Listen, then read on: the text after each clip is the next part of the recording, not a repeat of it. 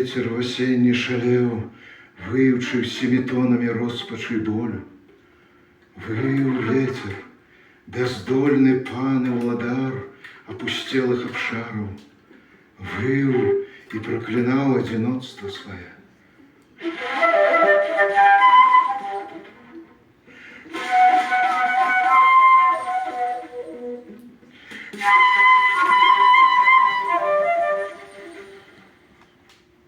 Кідаў пракляцце, як громы магутныя, у бяссільнай злосці сваёй ламаў галіны бязвінных дрэў, гнаў цэлыя хмары мёртвых лісцяў і плакаў і стагнаў, а яму ўторылі совы великавокія з глыбіні чорных дуплоў.